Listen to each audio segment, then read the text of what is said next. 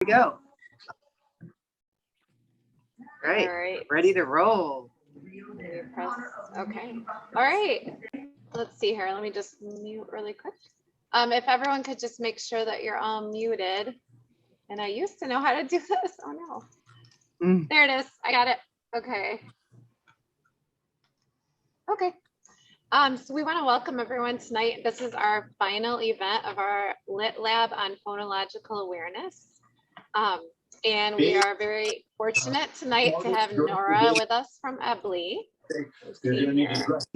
So we have, I see the name down here. It's Nora. Oh, it's a Nora that is not. Yeah. Muted. I don't know how. I wonder if I can mute. Oh, will that mute myself too, though, and you? It might. Yeah. I'm going to see. I'm not used to this whole. Okay, here we go. I can mute them. Oh, see. Okay.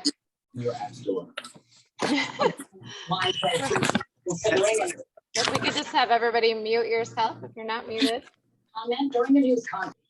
So I'm trying to mute them. We got a lot of non-muting. Okay, maybe. I think I got it. Maybe we got it.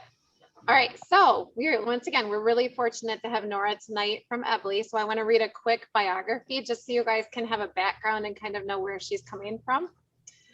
So Nora was previously a neonatal ICU nurse. And the reason that she got into reading was because of her daughter's own struggles with reading, which is kind of what happens to a lot of us, I think, when we start searching because our own kids are having trouble. So she researched literacy instructional practices extensively and then taught her daughter to read. And after that, she started Ebley, which stands for Evidence-Based Literacy Instruction. She has a reading center in Michigan called Ounce of Prevention. And I had to look up how to say this word, even though I've read it before. She has an insatiable passion for expanding the reach of effective, efficient, engaging, research-aligned literacy instruction. So Nora and her team train thousands of educators and parents about how to work with kids in the classroom. This is pretty cool. Nora is dedicated to promoting and supporting literacy instruction that results in 95 to 100% student proficiency. It is possible, which is really exciting. She's currently the lead literacy consultant for the 22-time Emmy Award-winning documentary team producing, it's called The Truth About Reading. Now, and a fun fact for you guys, tonight Nora is coming to us from Hollywood, which is super exciting. I am in Hollywood. It's pretty fun. Yeah, so am I ready to go, Courtney? Yeah, I think so. Okay, I'm excited to hear. You. I forgot to say about the comments. I'm sorry. If you guys have questions, you can type them in the chat and then I'll share them when Nora's ready for them. Yes, and everybody, if you would, I always love hearing where people are from. So if you will, in the chat, also share where you are from, and if you are a teacher or a parent, and either one, how old your children or students are.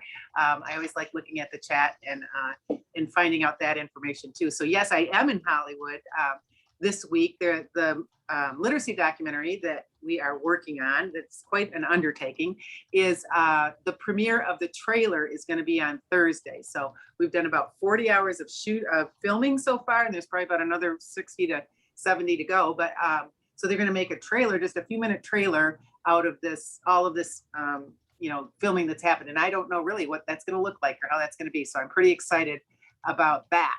And so I come to you from Hollywood on my iPad. So I will not be having a PowerPoint because I don't know how to do that on my iPad. And I'm like, okay, we're going to keep this simple. Now with Ebley, what we are really experts at, I would say, is taking the research and what the research on reading says and transferring that to practice in the classroom with kids.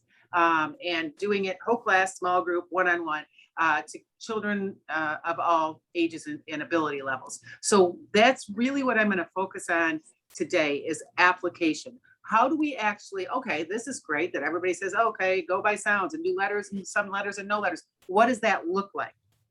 So that is the number one question, because we can have all the research in the world, but if we don't have the bridge to practice and application in the classroom, then it's not going to serve us really too well. So I do webinars every month, and that's what I focus on is for people who are trained in Ebley and people who are not trained in Ebley. What we do mostly is we train teachers from all over the world, actually, all over the country, obviously. And we also have a reading center, but we train teachers and really trying to give them the evidence-based instruction in a comprehensive manner for everything that has to do with the 5 essential components of literacy, as well as handwriting, writing, and spelling.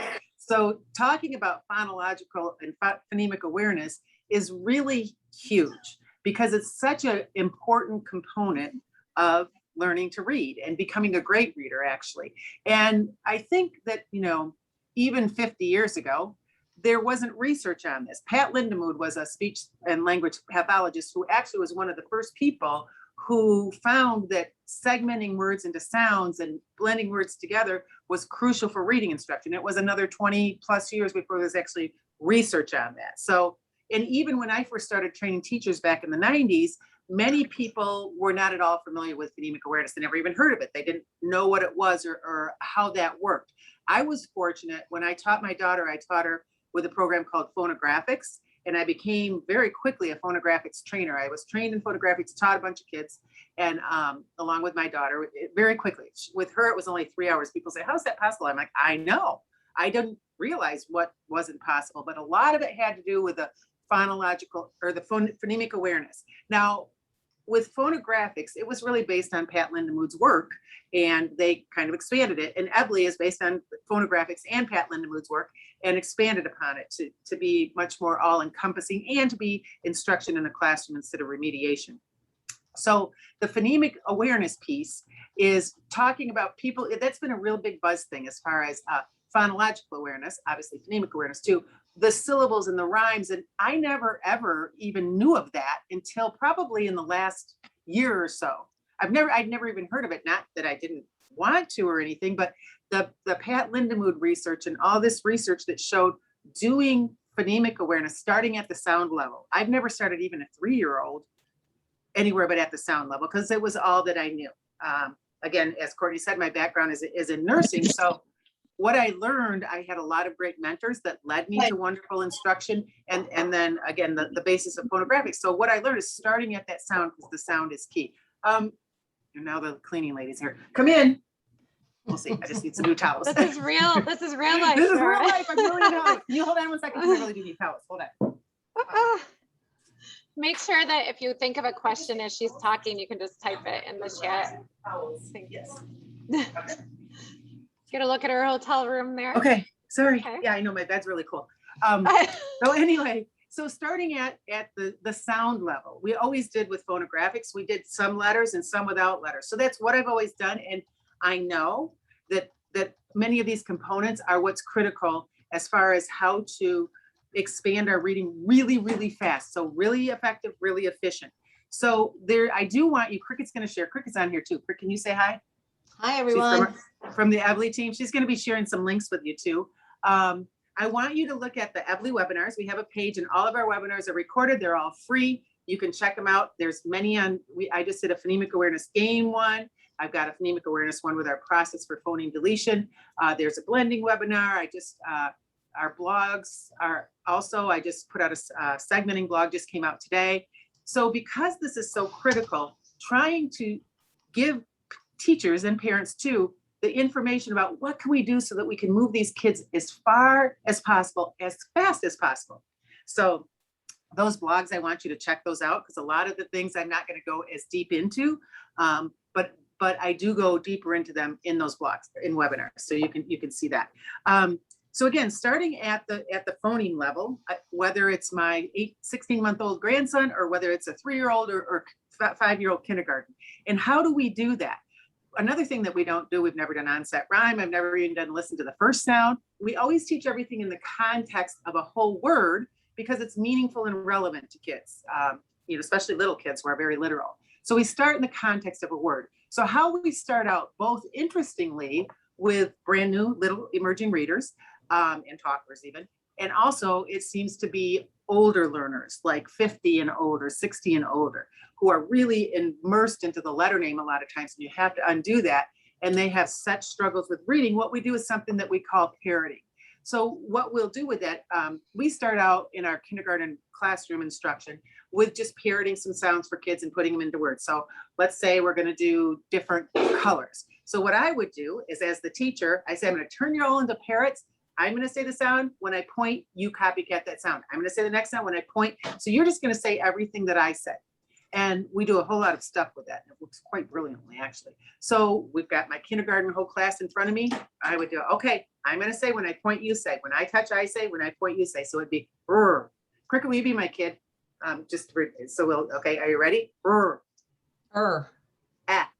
Ah, d, red. So that's all parroting is.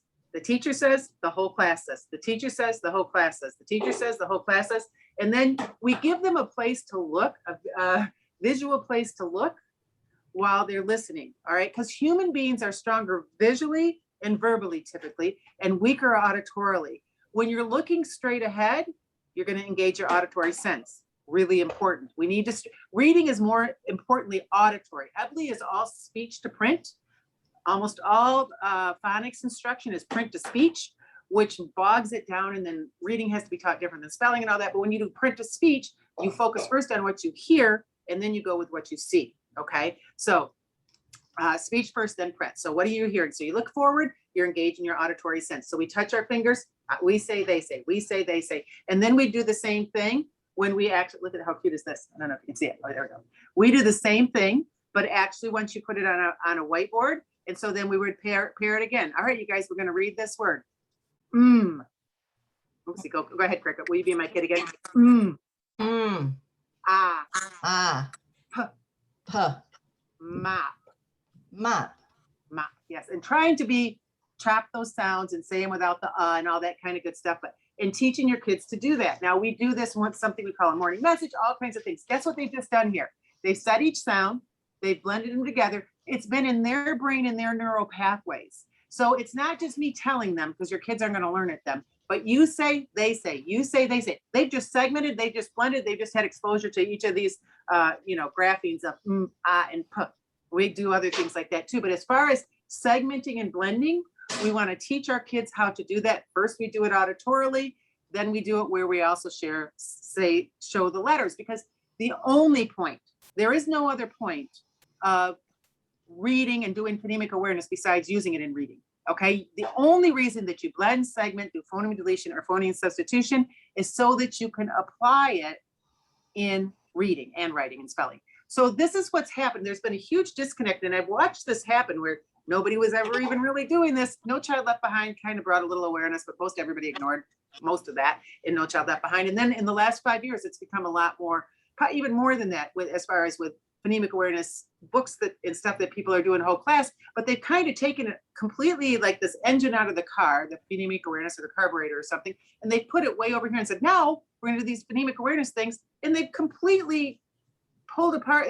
Kids don't have any idea it has anything to do with reading. And teachers like, oh, the research says that they have to blend the sounds, they have to segment the sounds. We're going to do it all auditorily. When do we blend and segment sounds? When we're seeing the letters. So it's been such a cognitive dissonance for me to see so many discussions about you can't do this with letters. And I'm like, why would we not do this with letters? There's really no other point than to get there with letters, because that's when we use it. So that is really, really, really, really important that you can do it without letters, but you also do it with letters. Our kindergartners, we start with letters. I think it's in week 2, where we build the whole words, we blend them together, we segment apart, all kinds of that good stuff.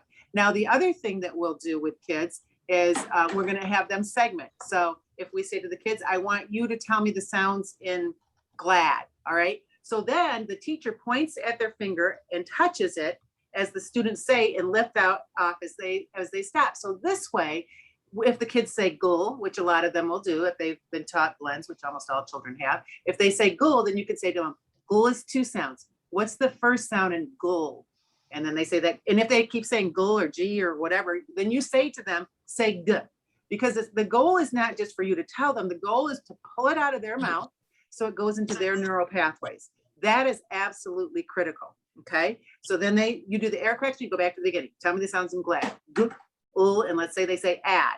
Well, add is 2 sounds. If they've been taught word families, they're doing what they were taught, right? So we tell them what they did and what they need to do. Add is 2 sounds. What's the first sound in add? Ah. Now tell me the sounds in glad. G, add. Now, when I'm doing this with kids, So Cricket, be my kid, because as the teacher, I keep my mouth shut unless they make a mistake. So don't make a mistake on this one, Crick. So if you look at my fingers, tell me the sounds in glad. What do we have? G, L, A, D. Glad.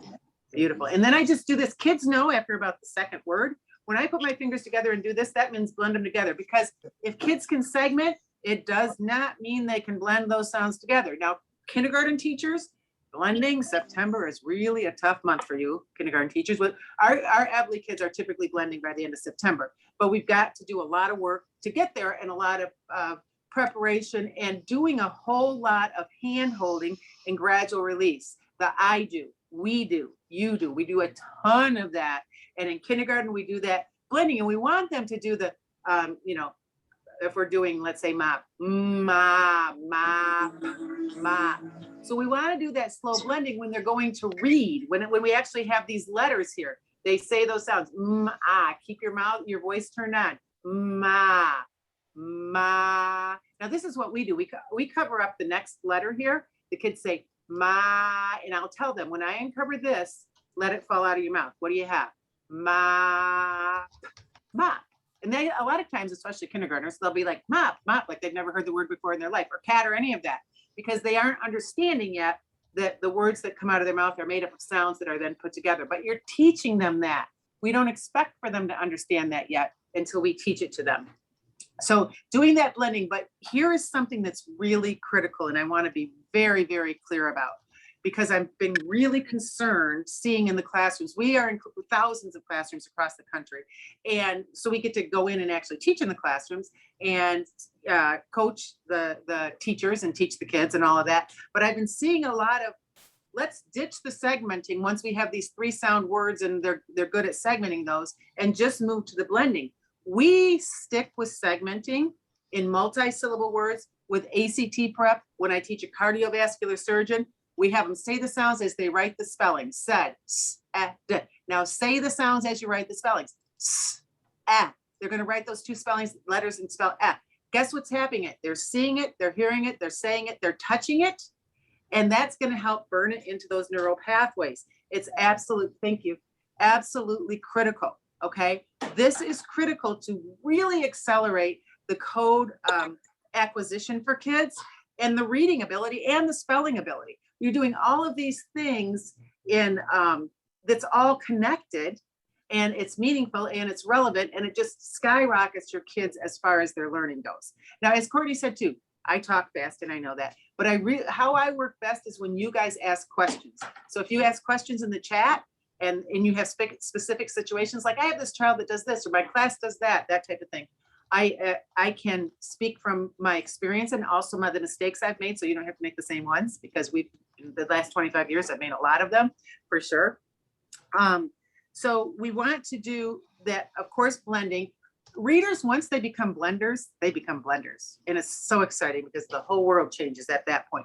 And that's typically our emerging readers in kindergarten. If they've taught to blend in kindergarten, you don't need to do more in first grade. And it's also our intervention kids who are struggling, and especially if they've memorized whole words, that type of thing. And you know, you have to get that blending thing. But we want to get them to do that blending piece, but we also still want to make sure that they're saying those sounds and separating them, and then matching them with the letters. So you'll see in our Phonemic Awareness webinar, where I taught you our whole phoneme deletion process, we first start with the letters. So you'd have the letters on here. What do we have? Op, mop. Okay, what's mop? What's mop without the op, op? All right. What's mop without the mop? So we do letters first. I've been so puzzled again by, like, how are we starting kids orally with blending and segmenting, and especially phoneme deletion, which is you can't really do that unless you can blend and segment, quite frankly. But starting them orally with that, it's like saying, I'm going to teach you how to run. Okay, I'm going to teach you to run, you know, cross country, but you're going to start with a marathon. We've started with the way hardest thing, so that our kids really are having a hard time getting that, and it's also being taught whole class. You know, so the kids are doing a lot with different programs with phonemic awareness stuff. They're being taught only orally, and it's all whole class. So the interesting thing about phonemic awareness, especially phoneme deletion and substitution, is when the kids can do that more advanced skill and, you know, automatically on the way to automatically, because with Emily anyway, we're going to continue to teach it with everything we do. But when they can do that, they don't have to do it anymore. I know of schools, they do it all of kindergarten, 40 minutes a day, like 10 minutes a day. If you go to participants, I don't know who that was. Okay, thank you, Courtney. 10 minutes a day, every single day in kindergarten, every single day in first grade, every single day in second grade, every single day in third grade. I'm like, how could we possibly even think of how much time that is? That's like 40 hours of time, instructional time, number one. Our kids, even remediation intervention kids, we do not, I mean, maybe an hour of instruction, but we do it in, besides kindergarten where we do it whole class, but we also do it in small group to do targeted error correction for kids. We only do it in small group, and never have I been in a first grade where all the first graders need to do it. If they do it, it's like riding a bike. I can tell you flat without the is flat, flat without the t is flat. If I can tell you that, you don't ever have to do this again without looking at any letters. So some of your kids, you're going to differentiate. They don't have to do it anymore. The other ones, some really struggle with it, and you have to do a lot more gradual release, hand holding support, error corrections. Okay. So we want to differentiate that. And truly, if you're doing that within the first 6 weeks of first grade, maybe 2 months, I guess, they should not need, unless you have severely deficient kids in phoneme deletion or something like that, they really should not need that instruction anymore. So my concern is we're taking valuable instructional time and using it to do this stuff that the whole class. So the kids who are good at it, they're going to be doing the responding. The kids who are not good at it, they're going to be all like, oh, he just said whatever, and I'm going to copycat him, or I'm going to just move my mouth, or I'm going to do nothing, or I'm going to talk to the kid next to me, or whatever. So the whole class, you don't know who is really doing it, and if they're doing it accurately, and who is really not, and if they're not. Are some of them saying the letter name, or some of them do this, or some of them saying nothing. So I really want to encourage, when you're doing phonemic awareness, we do most of our instruction in Emily whole class, but our phonemic awareness, besides kindergarten, at the beginning anyway, we do in small groups so that you can do that really dig deep and differentiation, if that makes sense. Nora, So Courtney, I'm going to stop and see if there's any questions. I was just going to say, we have a couple. Do you want me to read them to you? Yes, please.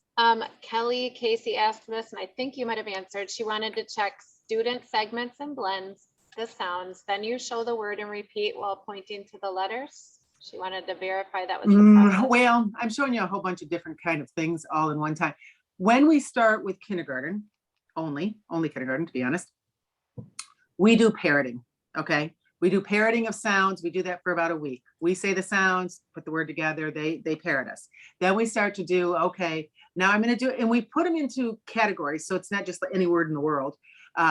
While we're starting to get them so they understand that words are made up of sounds. Okay. So let's say we're going to do food, different kinds of foods. So we may do sh, e, and so sh, e, let's put those together. Cheese. Cheese. We don't just do CVC because cheese is 3 sounds, just like cat is 3 sounds. So we'll do that. And so I'm going to tell you some sounds. You tell me what you think the words are. Ch, e, chi. You guys say it. Cheese. So we do that parroting thing. Z, cheese. So we do that to warm them up, because the second week we're going to actually start with CVC words where we build words. So we've got, if I'm making mop, I have a ah and a put and a up there. We're going to make the word mop. What's the first sound of mop? So they pull it down and they say, What's the next sound? Because with Emily, we're teaching blending, we're teaching segmenting, we're teaching code, we're teaching handwriting, we're teaching all of these connected things integrated to accelerate the instruction. So with every word, I'm not going to do it on my fingers and parrot, and then I'm not going to have them segment it. Then I'm not going to. So it depends on the activity.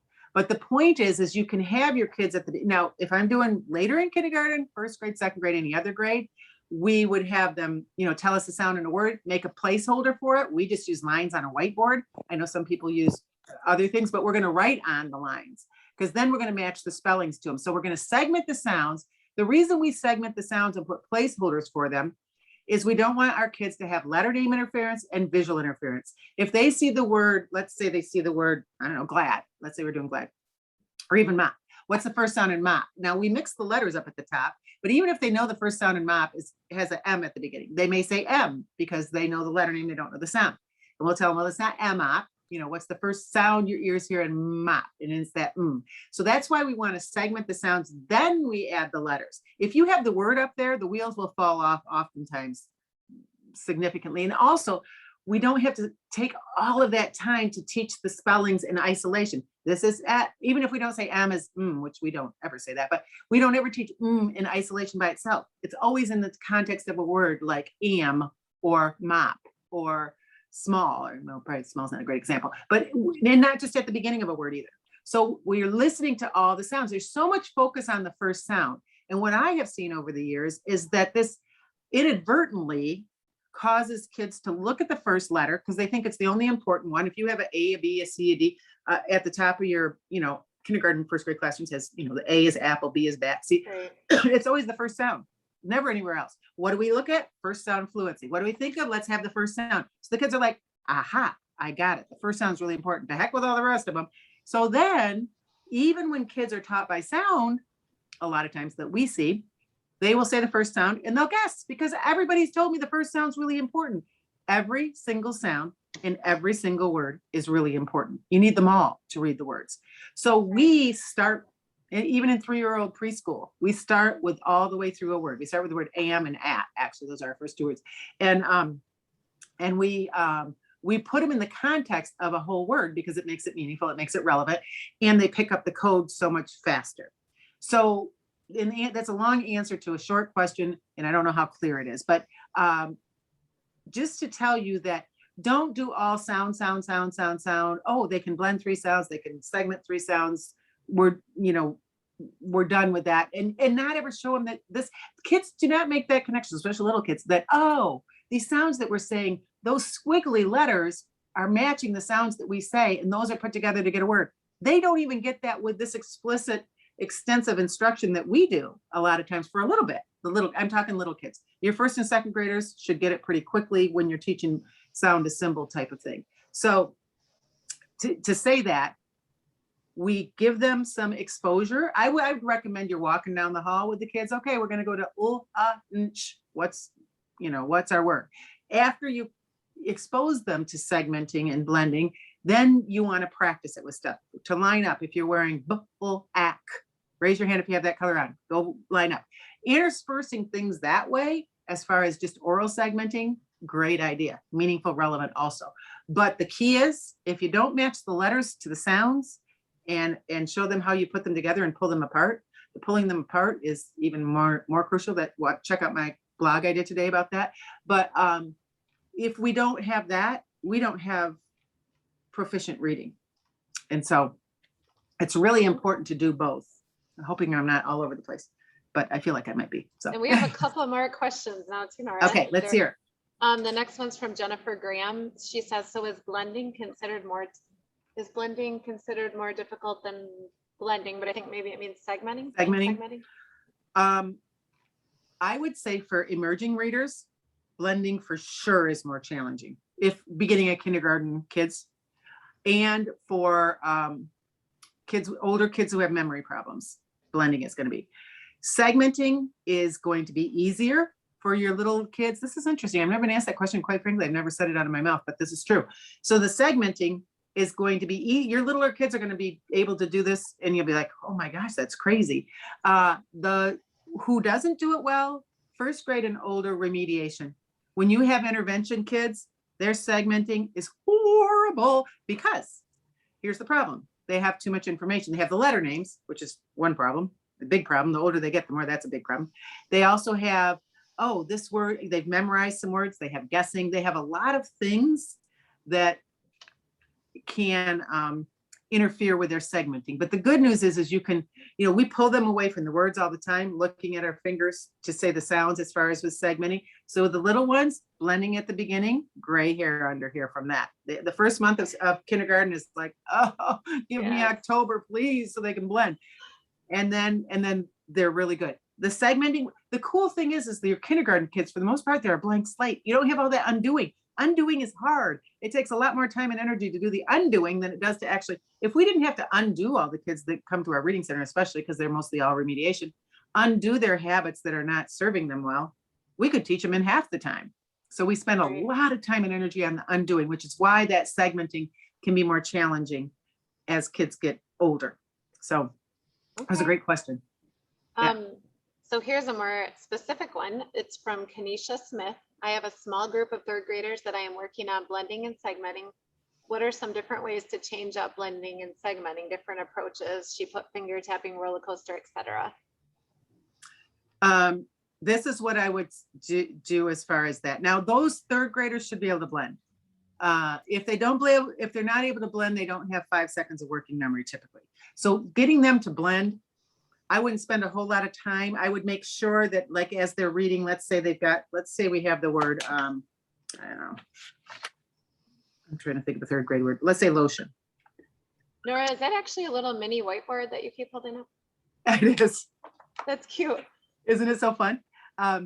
So this is what I would do as far as for blending for those kids. Say, I've got the word lotion. So I would say, all right, Courtney, be my kid, will you? And you feel free to make a mistake if you'd like. Courtney, tell me the sounds. What do you have? Oh. And you can make a mistake if you want. Ah. Say oh. Oh. Tell me again. Oh. Oh. Put that together. Ooh, oh. Say them quickly. Low. Yep. So you want to just smush them together. Low. Beautiful. I want you to forget about that, please. Say shh. Shh. Ah. Say Tell me again. Shh. Smush those together. Shh. Same fast. Sha. Beautiful. Say sh. When I uncover this next one, I want you to let it fall out of your mouth. Okay. Let me hear you say sh. They're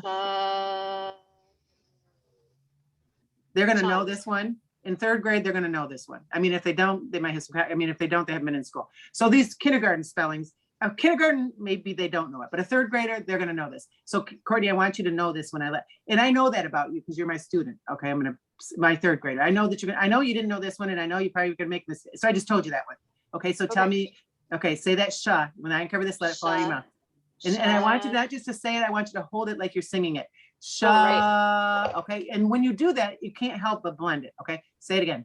Shun. Shun. Shun. Beautiful. Now I'm going to tell you a lot of stuff just happened right here. Okay. So I'm going to tell you what this first syllable was. All right. So now put it with your low. What do you have? Low shun. What's your word? Lotion. Lotion. Yeah. I would not do CVC words with first grader or third grade group ever, quite frankly, ever. I might do a CVCC, but probably not that either. I'd start with CCVC if I'm going to with some phonemic awareness stuff, but we do the real stuff that they have to do. So when you're going to get them to blend, instead of blending games, if they have memory issues, it's not a blending thing, it's a memory thing. So you have to stretch their memory by doing memory games kind of things. And that's a whole nother story. But so that's what you're going to do with them. Now, the problem with them, it's going to be segmenting. All right. So that what we're going to do with them to match our spellings to our sounds, let's say we're doing lotion. All right, Courtney, be my kid here again with my little, I have a black marker that's worked when I left yesterday from my reading center.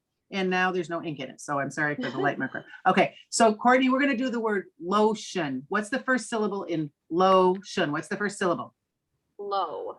Beautiful. What's the next syllable over here in lotion? Shun. Beautiful. Okay. Now I want you to, those are our placeholders for our syllables. We're going to do the sounds now in low. What's the first, and say L or something. What's the first sound in low? L. Well, then that would be LO. All right. Which is kind of fun, but that's not the first sound. What sound do you hear me say right here in low? What do you hear? Oh. You notice how I'm forcing it to come out of her mouth? I'm not going to tell her this is because then I learn it and she does not. And that does not mean that they've got it. So that's absolutely crucial. Okay. What's the next sound over here, Courtney? In low. What do you hear next? Oh. Yeah, forget that. Oh, I just want to hear this sound. And you notice I'm pointing. There's nothing that I'm doing right here that isn't purposeful. There's a reason for every bit of it. You can look, there's a place to look while you listen, okay, just because you're stronger visually than auditorily. And I'm telling you right where I want you to say something. So Courtney, what sound do you say right here? Low. Oh. Right, you notice I'm not segmenting it, but I'm pretty slow blending it. Oh, beautiful. So we have o, low. Do you notice also there's no letters anywhere? Very, very, very, very purposeful. Okay, low. Shun. What's our first sound in shun? Okay, I want you to say un here. Okay, what's the next sound in shun? What do you hear next? Un. Say, okay, un is two Un. sounds. Un is two sounds. What's the first sound in un? What do you hear first? Beautiful. What's your next sound in shun? Look right here. What sound do you hear right here in un? Yep. Now, if she keeps doing kind of cuckoo stuff and getting it wrong, I'm going to bring her up here. Tell me the sounds in shun. Sh, and she says un, I'm going to tell her un is two sounds. What's the first sound in un? Now, if I have the word lotion up here and I have a struggler of segmenting, she's going to say L-O-T. What's the first sound in shun? T, T, I, all kinds of bad things are going to happen. It's going to take up a lot of your instructional time. If you are a teacher, your instructional time is gold plated. So this is the beauty of speech to print. Sounds first, then the spellings. So no letters here yet. Okay. So we forced that segmenting. Now we probably would have taught some of this code before, of course, but even if we didn't, it doesn't matter. So now we're going to say as we write low. Now Courtney would have her own board too, probably bigger than this little miniature one. And I would have mine. So Courtney, the whole class would have theirs, whatever. What's the first sound in low, or the small group? What's the first sound? Oh. All right. So let's say, as we're pretending you have a whiteboard, let's say as you write, oh, let me hear you. Oh. So she's writing it. She's getting that motor movement of that as she's saying it. Okay. At the same time, I'm writing it up here. What's the next sound here in low? What do you hear next? Oh. Say as you write, oh, let's hear you. Oh. So she's writing it and saying it, seeing it, hearing it, saying it, touching it. So what's this piece? Oh, what's that syllable? Oh, low. Low. What's your first sound in shun? How many letters do you think, and say one, please. How many letters do you think spell sh? One. Yeah. Now, kids, I have them hold up their fingers. How many letters do you think? And I'll say, you know what, Courtney? Here's our sh spelling. How many? Oh, two. Yeah, isn't that cool? Write them both on this line and say, shh, let me hear you. So she's going to write that and say, shh. Never in her life, even high school kids all the time. They're like, that's shh. Teachers that I train all the time. I didn't know that was shh. I know. And it's all over the place in directions, addition, subtraction, patient, initial, all over the place. Shh. What's your next sound here in sha and say oh? Oh. Because that's up there right there, right?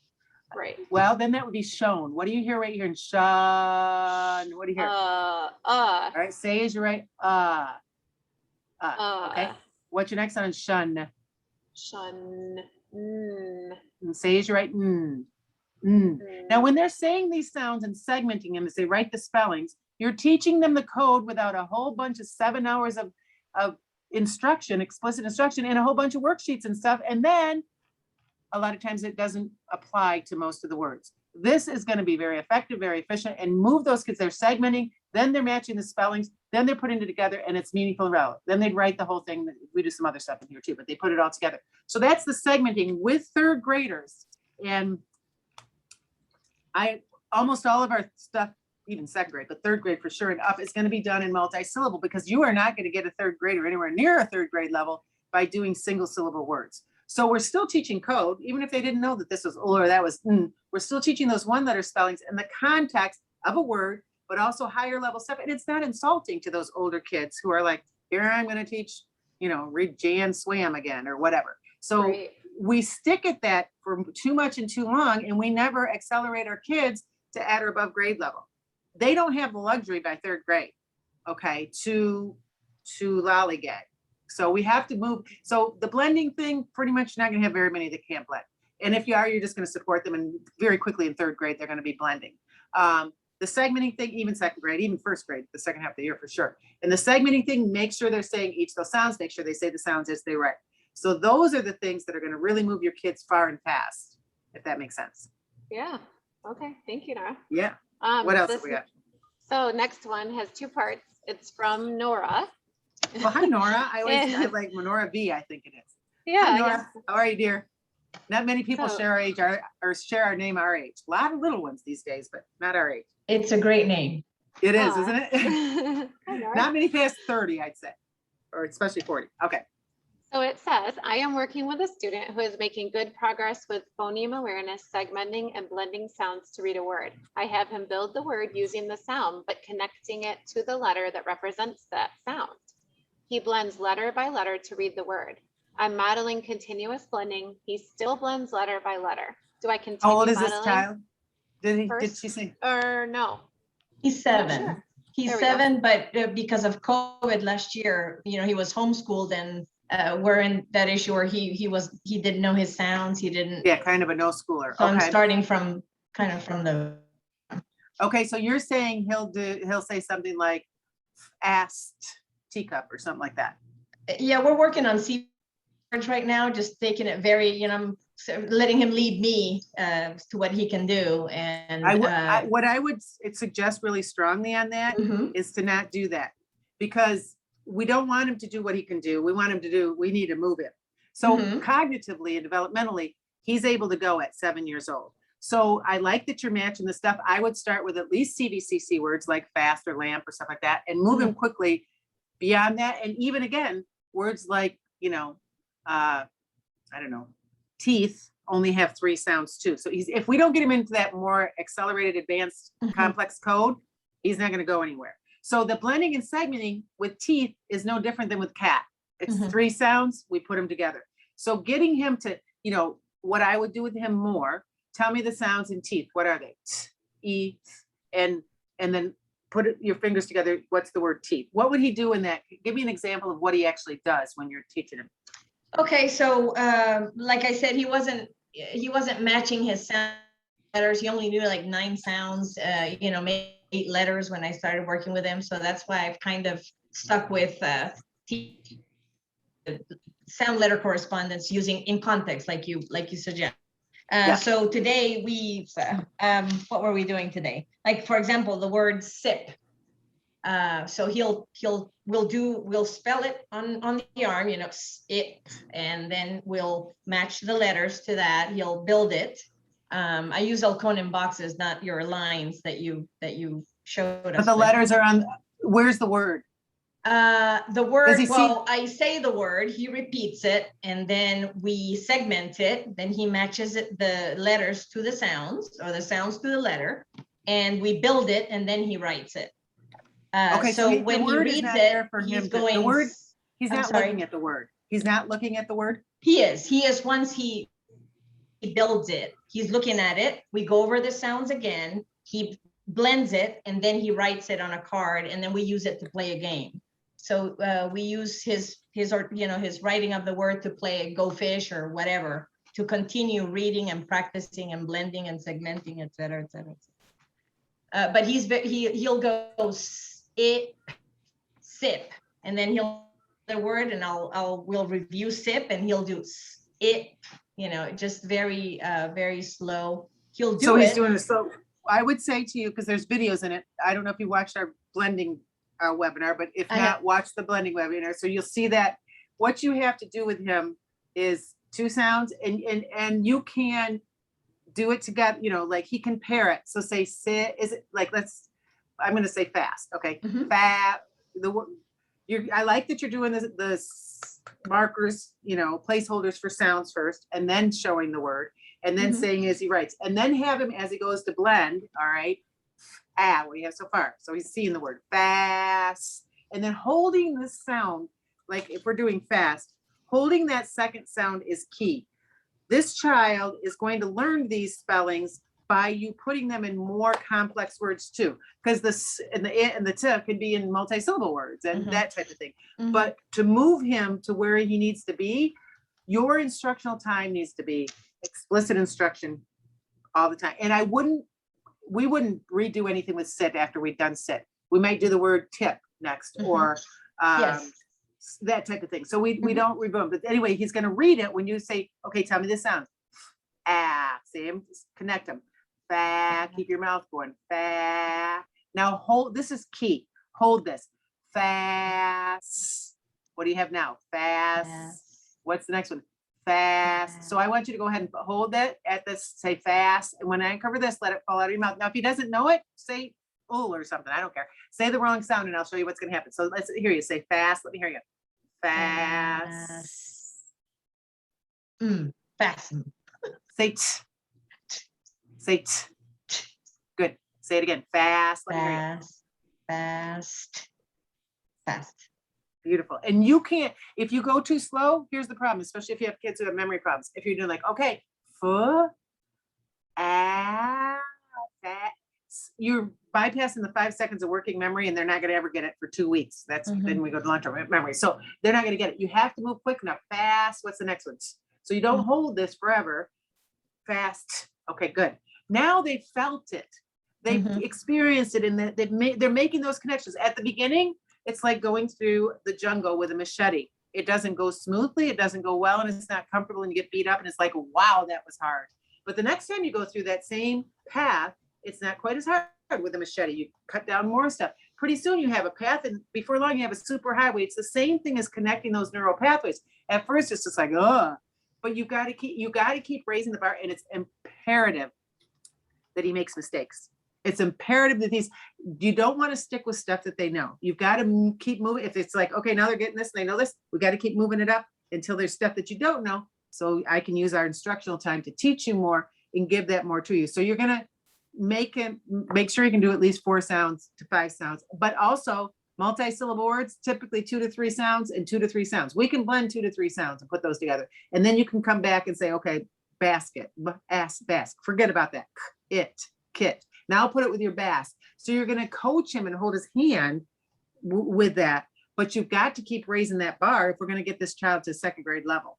Okay. So that's what we see a lot is, in order to speed it up, we just have to keep up in the ante and up in the ante and up in the ante. And even so, even if they don't know all their sounds, we can teach them the sounds in the context of the words if it's meaningful and relevant with them too. So we just keep kind of expanding that, and you repeat the sounds in different places in the words. And it's not always just like top or pot or whatever, using the same 3 sounds. We can add in, a new one here and there and a different one here and there. We do that too. Like with kids, people say you can't teach, if you haven't explicitly taught something, you can't teach the kids like the high frequency words. And we're like, but you can, of, okay, what are the sounds in of, but, or we put of on the board and say of.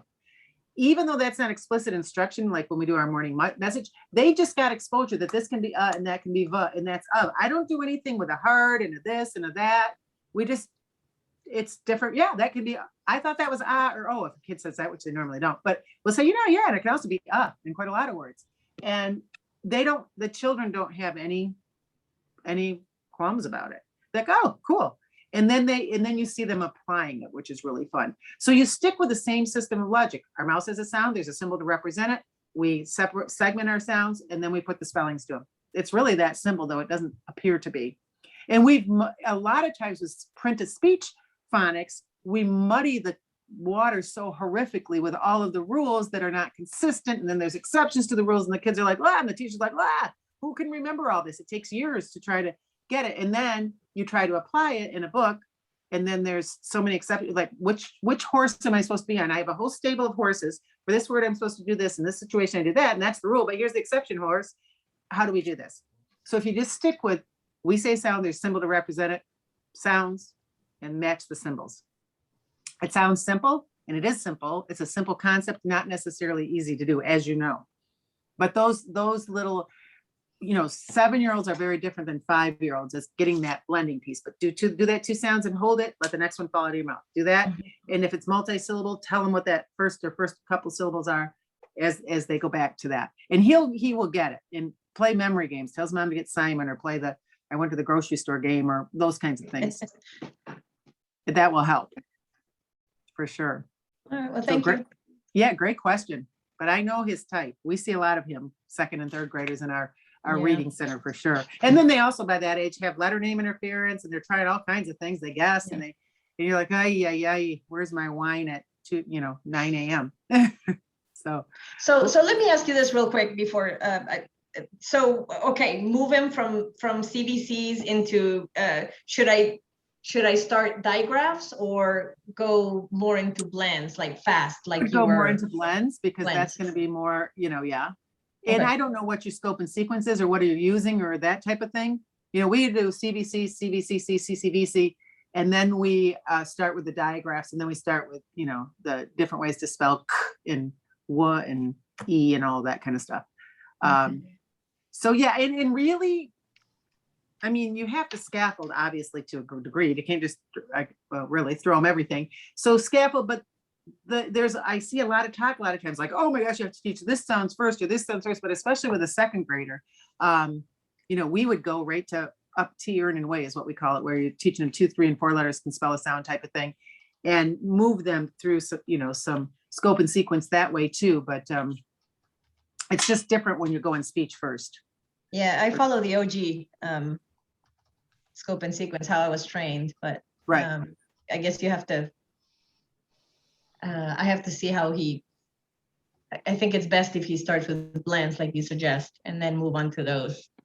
Right. I would So, also recommend the Ebley Space app for him. You could do Ebley, you know what? Because you don't know, so Ebley Island, it's $4.99. If you're in a school and you buy 20 of them, it's like $2.49 through Apple or iPads or Android or Kindle Fires. But the Ebley Island is going, and you can put a whole bunch of kids on it. Obviously not at the same time, but they can use the same device.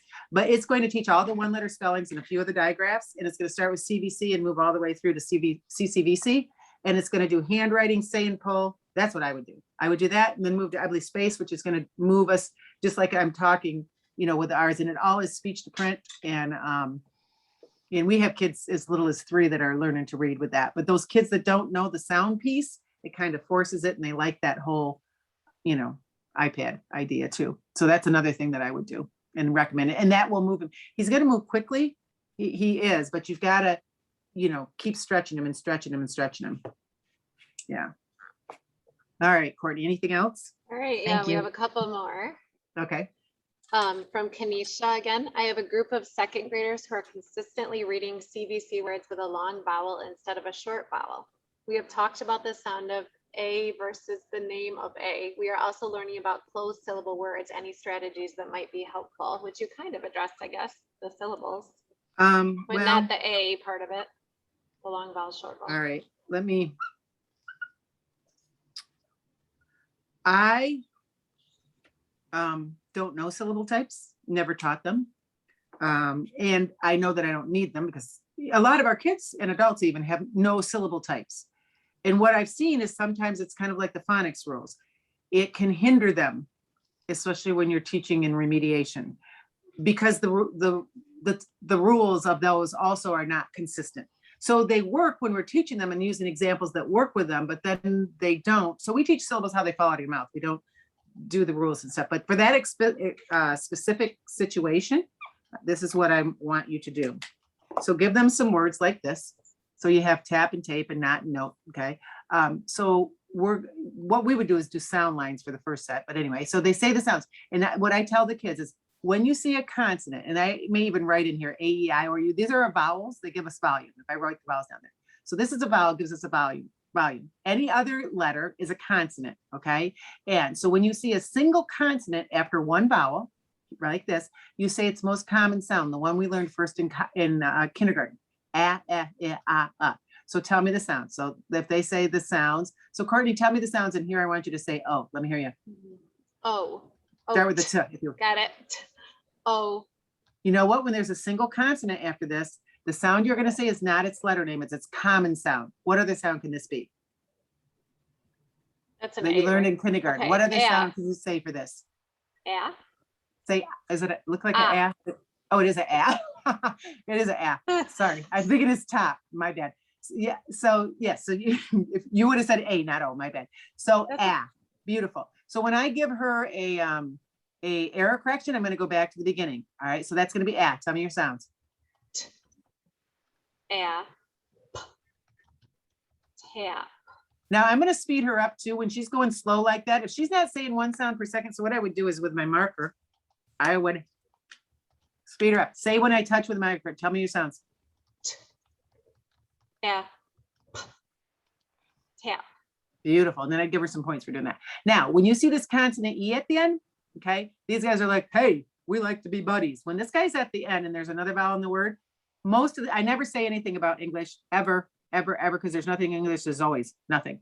I say, when this guy's at the end next to a consonant, they like to be buds. So they hang together for one sound. This is the spelling for P. And they're like, hey, word together.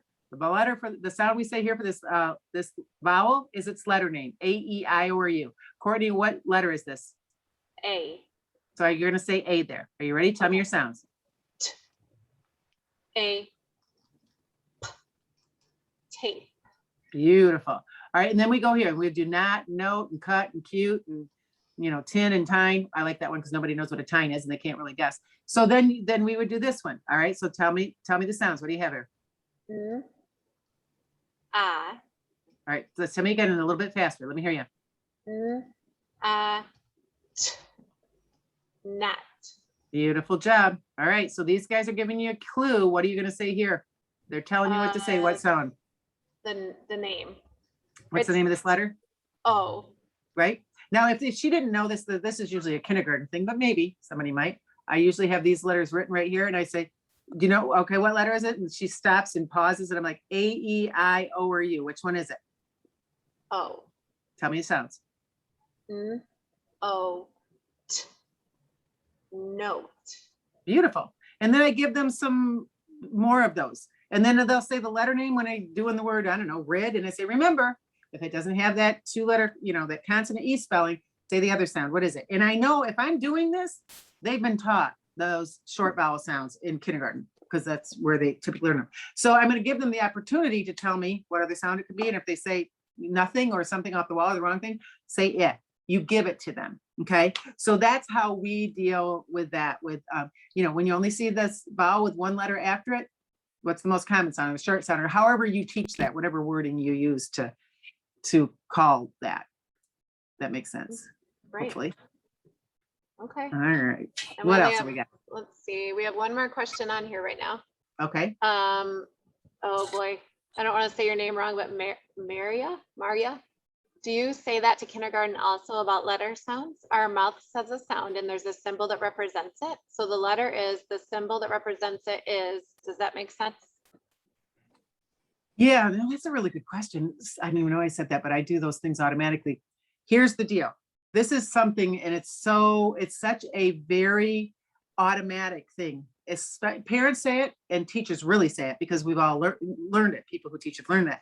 What does this say? So let's say we're doing the word on swim. And you say to kids, what does this say? Well, here's the deal. It doesn't say anything. We could have made flowers to represent the sound that we say. We had the sounds first, and these are symbols that represent them. And different countries use different symbols. We stole most of them, actually. That's why we have a bunch of ways to spell every sound. But so we don't say to kids, what does this say? Because it doesn't say anything. And kindergartners who are very literal are like, I'm not hearing it saying anything, but okay, she says it says this. Sounds like a little deal. It's not a little deal, especially with remediation intervention kids, not a little deal, okay? What sound do you say? Here, tell me the sound. That's what we say, because we're the ones doing the sounds. These are the symbols. That's a speech to print thing, and it sounds like a little deal, and I promise you it really is not a little deal at all. So what sound do you say here? That's what we say a lot. Tell me the sound, that type of thing, yeah. That's a good question. Okay, and that's all we have right now in the chat for questions. Okay, let's see if I don't think I have really anything else. Cricket, do you think of anything else that I didn't touch on? I'm just going to really encourage him to watch that blending webinar. There were so many good examples of struggling students, exactly what you're talking about in there. Yeah, and it's one thing to talk about it and even play act it through, but to watch the kids, and we have struggling high schoolers, we have struggling adults. There's and all of them have different struggles of different things, but that segmenting and blending and using your fingers and sometimes giving them the information that they need. If they're trying to blend and they don't know that this is a or that's an a or whatever, just tell them say it. That's all you have to do. One word and one sound. The more we talk, this is pretty crucially important, especially with segmenting and blending. The more you talk, even if you're saying good job or yeah or any of that, the more you're interfering with their thinking. First of all, you're slowing things down so you don't have one sound per second. And even if they had 5-second working memory, which a lot of times your K for sure, and first and even second don't have 5 seconds working memory, you are gonna way bypass that 5 seconds of working memory. So this is something that we really, really, really hound a lot in Ebley is keep quiet. The more you talk, the less they learn. So also, the more you talk, the more you're interfering with their thinking. Because if they are doing like, good job, or yeah, that's, what's going on here? And then also we're adding to those seconds, and we're going to bypass the memory. And then they're not successful. And we think they're not successful because they can't do it, when really they're not successful because we haven't gone quick enough. This is what we'll do with segmenting too, when I'm asking them, tell me the sounds in green. Good. I go 1 per second because I want them to say this. I don't want them to do green because that's, slow blending. And that's not what I want here. I want them to totally segment the sounds and be sure that they can, and not putting that grr together and that type of thing. And I'm cueing them, and I don't have to talk. I touch, they say, I lift my finger off, they stop. I don't have to talk.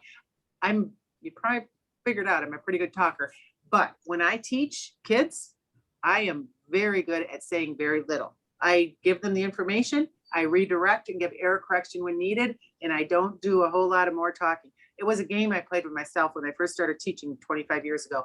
Okay, talk half as much. Now say half as many words. Now, and this is the other thing with Evely, we have figured out ways that you can do all kinds of stuff without saying a word. It's like being Vanna or Vance White. You don't have to really say anything. And you can give them a lot of information. The other thing is, it's important for them to struggle. If your kids are not having some struggle, they're not learning. And that's another myth that has really perpetuated in learning, is that, oh, well, we don't want them to struggle. We want it to be easy. The struggle is crucial. The other thing is, when we tell them everything, they don't discover, which is another crucial part of learning, having them discover. So we have all kinds of little tricks for that to let them discover. Also tell us, you say the wrong sound, it's not the end of the world. I'm going to give you the right one. It's cool.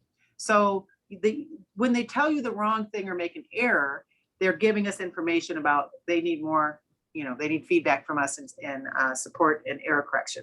So all of those things, it's not a simple thing. I do want to say too, I really like to beg of people, kind of, please don't do 10 minutes every single day of phonemic awareness for kids in whole class all year long, especially past kindergarten, but even in kindergarten. And check with each of your kids and see what can they do and what can they not do, and do it in small group past kindergarten, especially the beginning of kindergarten. But doing all of that takes up so much of your gold-plated instructional time. And even starting at syllables or onset right, start at the sound level, integrate you can do it without letters, but more, with letters is where you want to get to. That's the goal, so that it applies to reading and to spelling. We want our kids to understand all of these things that we're doing are so that you can become a more proficient reader and a more proficient speller and writer. So it's all intertwined and interconnected. It's not like phonemic awareness is this separate thing over here that happens 10 minutes every day for the whole year, and that's it. We want to teach it to them explicitly, but we really want to apply it and have them use it. So if they're reading the word lotion and they say Sean, they pull out the and push in the That's what we need phoneme substitution for. That's why we need it. We don't need it just so that we can do it. And research is real clear on how important it is, for sure. But also, interestingly, talking to David Kilpatrick, and I've had many, if any of you know Dave and have had conversations with him or on the phone with him, it's always going to be at least 3 hours of a conversation, because he's brilliant and he has all kinds of great stuff. But I'm like, I've lost my whole train of thought. David Kilpatrick. Yeah. So no, as far as the phonemic, as far as doing, a lot of it to that automaticity. And I talked to him. He introduced me at the Reading League when I was a presenter there, which was fun. Crick was there with me there too, out in New York. But I said, they don't need to do this much of this. They just don't need to do this much of it. And he's like, well, in the research, it's different than when you're doing it in the practice too. And he said, I say to do it with letters also. That's not my point. I have a whole nother point about, and it's a good point too, and it's gone. You were talking about not doing 10 minutes every day of. What did I say right after that? Find out what they know, and then you can work with them on what they know. Oh, I know what it was. Phonographics. In Dave's book, Essentials, the Essentials book, you will see that when he talks about the only programs that have shown them to be highly effective are based on phonographics. The program that I was a trainer in for 4 years, and the one that starts, they do with letters and without letters, and they do switching the sounds and stuff that Marnie does, the switch it stuff. which we started incorporating into our instruction everywhere, into our sorts, into our multisyllable, that type of thing. So those are the only ones that had highly effective gains. He also said, which was interesting, that MTSS was created based on the phonographics types of research, and they took the structure, but they didn't take the instruction. So MTSS has not been as effective as that research that was back in the 90s and early 2000s, you know, that he looked at. And this is what we want. What is going to move our children far and fast? It's not about, oh, you're using letters and you shouldn't, or you're not using letters and you shouldn't. It's not a shouldn't, it's not an either or. It's a both and it's how do we move these kids so that their reading acquisition, their spelling and writing acquisition happens faster and goes farther. Now, this is a really exciting thing. And I know that Courtney said about 95 to 100% proficiency. A lot of people think, oh, that's nice in theory, but who does that? Well, I don't know if you guys know Angie Hanlon. She just texted Donna and me this past weekend, and she was out in Missouri and teaching the science of reading. And her school was 13% proficient in, I don't know, probably 5 years ago in third grade state testing. 3 years later, it was 93% proficient, third grade state, 3 years later. And she has been, we have one of our webinars is called 95 to 100%, roadmap to 95 to 100%, whatever. Look for that one because it's a great one. It's a panel, and Angie's on that panel. And she now is a superintendent in Wisconsin, but she said her kids back in Missouri, they just got their state test back from last year, the fifth graders. Those third graders that were 93% proficient are now in fifth grade. And COVID year, where they were virtual until February, 100% proficiency, including special ed, and almost all of them, the majority of them were advanced proficient. So she's in a rural area, a lot of kids that used to struggle 5 years ago, and now they don't. So it is totally possible. But the key is, if we're not there, it's us that needs to do something differently. You know, so much we blame the kids and say, oh, well, they have, you know, this or that, they're learning disabled or whatever.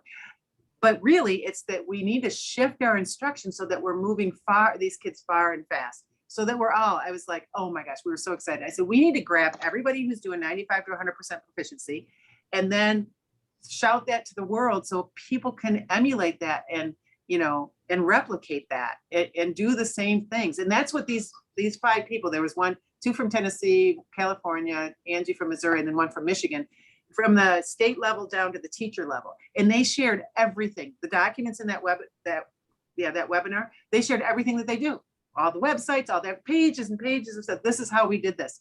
It is a recipe.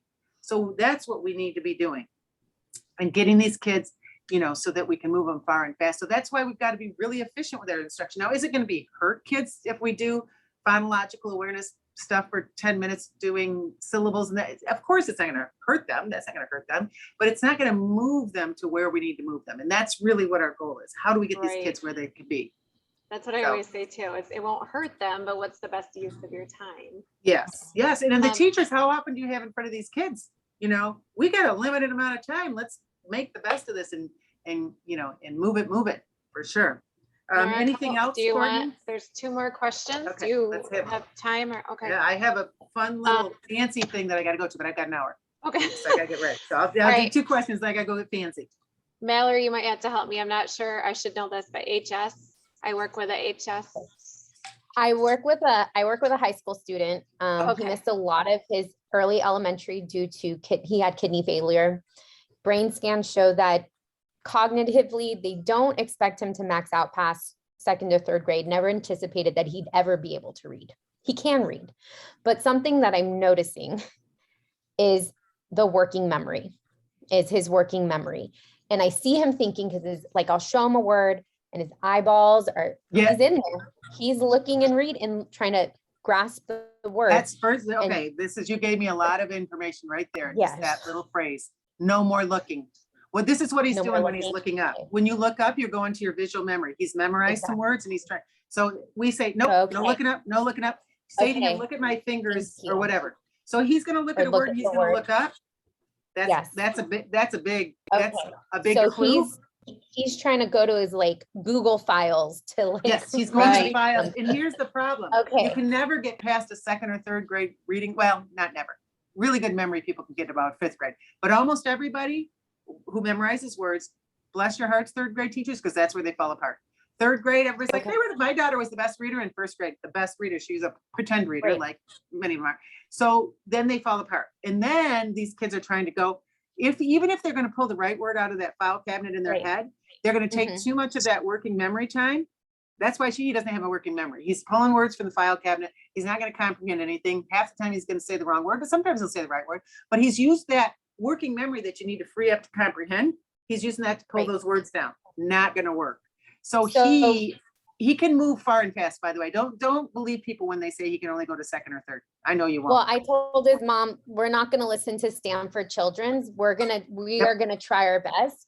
But, and I missed part of your talk, so I apologize about that. But what I'm wondering is the way he's being taught at school, right? So I'm his private tutor. He has the public school tutor. They've done some wonky things of like repeating sounds, then trying to blend the sounds. And I'm like, how do I build automaticity? Do I still do the 1 second? Do I do the reveal and like get them going? So I'm trying to also undo years of, like, in my humble opinion, bad practices. I'm gonna be very humble. I was like, these are not serving you. Because he's a senior. He's like, I want to read at least by a second grade level by the time I leave. Like, I want to read, and bless his heart, he works very hard. But I'm like, I'm trying to undo at least 6 years, 8 years or more. Bad practice, or like people just writing you off saying that cognitively you won't achieve. I'm going to tell Right. you And a I'm quick saying that story. he can. And he can. I Okay. would tell the mama to not have him do that pull-out thing and whatever they're doing. I would not. If yours is working and all, that's our Mhm. life at our reading center.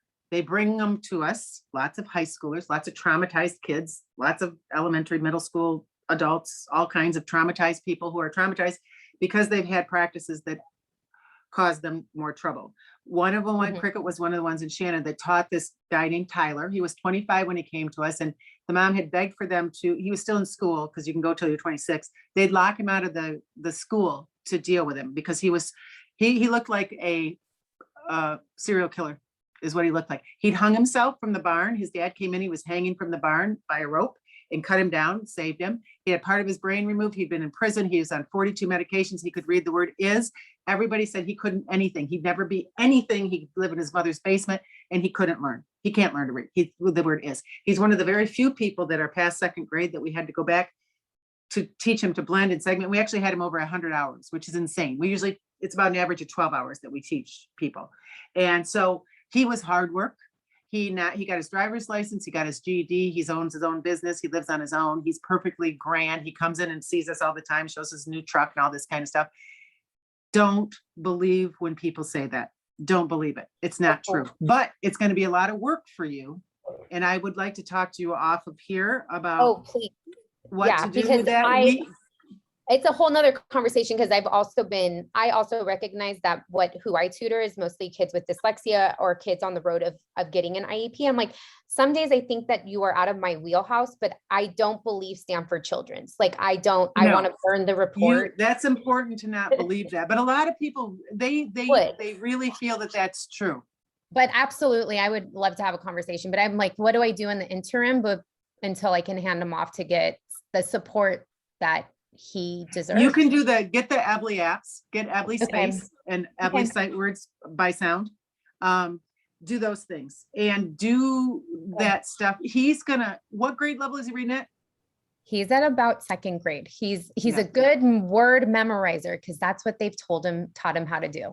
And so then the first time I ever had him segment and blend, he was like, yeah. The further they are from 5 years old, the harder it is. You get a high schooler, you get an adult, you're like, yikes. And they're like, what are you talking about? All I've ever known is, I don't even know what you're talking about. But they can very quickly, they learn to segment really, really, really quickly. I mean, 20 minutes, you can get them to. But you can go on your fingers. Tell me the sounds and whatever. Tell me the sounds of this. Tell me the sounds of this. Tell me the sounds of this. There's some other great things, and my brain is foggy. That's fine. Our AC, That's fine. Well, I mean, this could be a whole other conversation. Yes, this is a big one, but the number one key on this is, Mallory, don't believe what they're saying about that. Don't limit him like that. Yeah, I know you're not. Absolutely, But also absolutely not. But I would not. Right, you have to like undo the parent trauma, right? The parents have already been traumatized. Yeah, and he's Right. traumatized too. by that- absolutely. And so I'm like, actually, I will be the only guiding, not like, I'm like, I will help you. Like, and I'm going to keep telling you this is possible, but I'm just going to keep being anecdotal, analytical. Where do you like live? really, I live in the Bay Area. So I'm like 20 minutes from San Francisco. Okay. So yeah. So Cricket and I are Cricket's gonna be thinking about this one too. Cricket is our Cricket is she loves to go into the lockdown places where everybody's given up on everybody and there's murderers and little kids that have done all kinds of horrible things and Mhm. teach them to read. And we've Yep. been in several of those kinds of things. So she's, we'll have to hook you up with her too about Yeah. I There's started a there's- this boost you lesson hit on it? our website. If you go Yeah. for Ebley for parents, okay. go on there in the drop down. I'll try to get the link on here. I was just trying to do that right now. Yeah, no, it definitely, I mean, I'm in there with Courtney and SOR K-12 or K-1-2. So, I mean, but he's my little anomaly. But I also worked with kids in juvie as a tutor. You know what, Crick? There you go. Hold Hit on it. a second. Write down to her to get her our free lessons that I did in COVID. Will you write that down? Yeah. Mallory, can you put your email in the Yeah. chat? Mhm. And Cricket's I did these free lessons in COVID for second, third and older kids.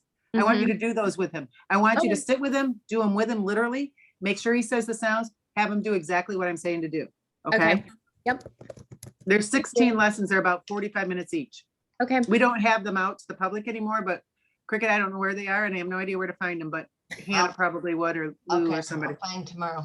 Okay. I appreciate that. Thank you. All right, Courtney, hit me with your last one. Okay, we have one more. And then I have one too. Okay. Yeah. Okay.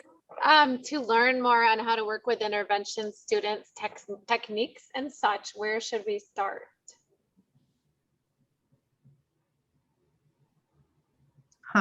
Well, I'm not sure I understand the question. So to learn more on intervention techniques. Is it Lee, maybe? I don't know if you want to unmute Lee, Lee. will you unmute, give me a little bit more? My brain is starting to get fuzzy too. It's like, hi Lee, Hi, look at how cheerful how are you you? are. So I'm just curious. So I do intervention with K and one, and I'm starting to put all the pieces together and learning more information. And so we do Haggerty, whole group. But I'll be doing small groups. So I guess I'm just been reading so much, I'm overwhelmed, and I'm just wondering what's a good. I saw your website. There's so many different places. So I was just curious if you could direct me to where's the most You know helpful what I really information. would do, Lee? To keep it simple, there's two things I would do. I would get our Ebley Island for those kids, and I would sit with them and make sure they do what they were saying on there. Say the sounds, the handwriting, help them out, make sure once the story, they're going to read the sentences, have them read the story back, help them through it. Okay. That's going to be huge. The other thing is the book Reading Reflex. I would get the book Reading Reflex. This is the book that I used to teach my daughter to read in 3 hours. Now it's phonographics basically. It's very labor intensive, quite frankly, very good. And a lot of cutting out of things and that type of thing. However, especially for those kindergartners, if you follow Ebley is our foundation, especially with the little tiny ones, starts where they start. We've moved into, adding in a lot more things with it, handwriting and all that, but you'll get those in the app too. But that's a book that tells you why you're doing what it even has an assessment in it. So you can really see, drilled down, what sounds do they know? Can they blend? Is it blending, segmenting, phoneme deletion, and sound, phonics kind of thing. It's called the Rosner. It's great assessment. It's right in the book, tells you how to do it. And so you can really get a good idea of what these kids are doing and that type of thing. So this is the thing, there's so much to know. And I did my science of reading 25 years ago, and it's interesting because it's a lot of the Matthew effect and all these. I actually have binders full of all these articles because there was no Google then.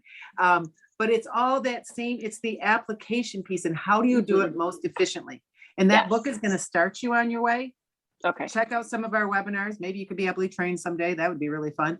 But until then, do these practices. I think, being a nurse, and I didn't know that all of these things were not the typical way of doing things. I was fortunate that the first thing that I started as far as doing instruction was tremendously effective and efficient. And I never had to undo any of that. Most educators, that's not the case. Almost all educators, actually, that's not the case. So I was really, really fortunate. But what I would say is check those out. Stay on one horse. Don't do 25 different things. Get on that reading reflex. It's going to be straightforward. It's going to tell you just what to do. Do that. That's what I would do. Thank you so much. Especially for K1. If you guys are older than K1, don't do that. But K1, that's what you want to do. Okay. Thank you. Yeah, the book's $16.99 or something like that. I don't know, but yeah. So, all right, Cricket, do we have another one, Courtney? No, we can go to Okay. Cricket. This is Okay. probably just for, it's probably for, oh wait, you do have another one. This is probably for Courtney and you, Nora. I have some people private chatting me and they want to know where can they get the link to your other SOAR lessons? Who? Oh, me? Oh. Yeah. Wait, Where can You they mean- get the link to the other the lessons that You can't. It's not out there anymore. I don't even know Oh. where it is. I know that they're somewhere in the wherever. Hannah knows where they are. You know, they're still around. So I'm wondering if we could share those when we share the, I don't know how, I hate this because I'm away, that I don't want to stress everybody out, but if we could find those and share them with Courtney in the recording so that people Definitely. could get to them. So Crick, I'm going to put you on that if you would. And then there's one for kindergarten. It was so fun, you guys. I was teaching like 125 kids literally from around the world, Malaysia and Australia, at the same time online. It was, and I'd never done anything like that. I just winged it from COVID. It was tremendous successful. It was really cool. We had like over 1,000 kids in every grade level and over 100 would come live. So we had kindergarten, first grade, and then second grade and older. So that's a great idea, actually, that we'll share those with you, Courtney. And The free lessons. okay, the COVID yeah, lessons. The that would be COVID very lessons. nice. Thank you. And what about the other SOAR ones you did recently? Didn't you? The Oh, ones we that, those are not, that was through the Science of Reading page. And those are not, people paid for those through the Science of Reading. So Can those are people still not, pay for I don't those? even know where, huh? Can people still pay for those? I'll find that out. Asking the I'm hard gonna say Courtney, I'll no. get with you, okay? question. No, I don't think Courtney would know the answer to that. Donna is I the- will find that out because I think we have an email with that in there, okay? Donna, right. okay, Does that make sense? not really, but I'll talk to you about it when we're done. Okay. That'll be good. Anything else? I don't see any more questions to me anyway, over here. Okay. Anybody else have anything? I have this really cute fuchsia dress that I'm gonna wear tonight at this fancy Hollywood cocktail pool party. How's that for fun? So Wow. I know. Well, Nora, I appreciate you taking time while you're on, on a trip to actually come and talk to us. I appreciate it. I know. Thank Well, you. I do love this topic. I know I'm kind of all over the place too. I really want that application with your kids. Let's get these kids going and, not waste your time and not waste theirs so we can move them further and faster. That's really my true hope for all of you. So thank you guys for spending your time here. And Courtney, thank you for inviting me. I appreciate that. Hope it was Yes, it was worthwhile. fun. And you Yeah. enjoy your night. Yes, I will. And Cricket, thank you for your help. I appreciate you sharing those, all that good Thank you. stuff. So you guys, All thanks right. so much. It was a pleasure. Thank you. Have a All good right. night, guys. Yes, thanks. Right. Bye, everybody. Bye. Let's see. Do we stop the recording or did we do that? Yes. Good I job, will st- Courtney. Another Yeah. successful Oh, evening. hi, Mallory. Hi. Nora, Mallory's